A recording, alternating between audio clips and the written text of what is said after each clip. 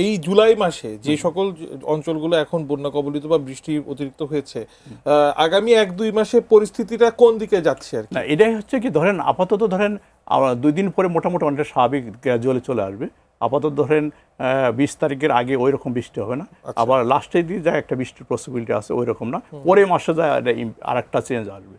মানে আরেকটা কি এমন মানে আকাশ ভেঙে পড়া বৃষ্টির মতো আকাশ ভেঙে পড়া ওই রকম আসবে না। এটা বেসিক্যালি হচ্ছে কি, এখন যে মডেলগুলো আছে এই মডেলগুলো হচ্ছে আপনার 15 দিন আগে ক্লিয়ার বোঝা যায়। আচ্ছা, আর যেটা স্ট্যাটিস্টিক্যাল মডেল যেগুলো আছে, ধরেন আমরা 3 মাসের ফোরকাস্ট করি বা 1 মাসের ফোরকাস্ট করি, বেসিক্যালি এগুলো লং টার্মের ক্ষেত্রে ডাইনামিক মডেলগুলো কম কাজ করে ওই স্ট্যাটিস্টিক। এই জন্য আমরা বলি বৃষ্টি যখন 1 মাসে বেশি হবে না কম হবে, একজ্যাক্ট কত মিলিমিটার হবে এটা বলা যাবে না।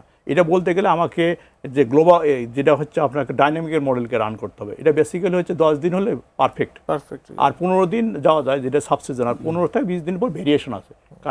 কারণ হচ্ছে ফোরকাস্টিং হয় কি, মডেলগুলো হচ্ছে আনসার্টিনিটি আছে যে টার্মটা, এই টার্মটা আমাদের বুঝতে হবে যে আমরা লিড টাইম যত বাড়াবো ফোরকাস্টের অ্যাকুরেসি তত বেশি। এখন সবচেয়ে এখন যে মডেলগুলো চলে মানে অ্যাকুরেসি কমে যাবে যত লিড টাইম বাড়াবো। হ্যাঁ, এর মানে কি, আমরা যদি 10 দিন হলে পারফেক্ট, মোটামুটি ধরেন 10 দিনের ভিতরে 3 দিনের যে ফোরকাস্ট এটা ধরেন 90% এখন ভালো।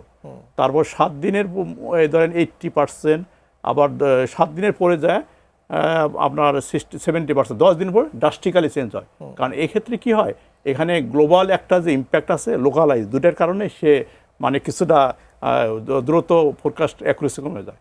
কিন্তু সেক্ষেত্রে আমরা স্ট্যাটিস্টিক্যাল যে এখন যে মডেল আছে ওই মডেলগুলো আবার ক্যাপচার করতে পারে এই মাসে বৃষ্টি বেশি হবে না কম হবে, এগুলোকে এই কারণে সেগুলোর উপরে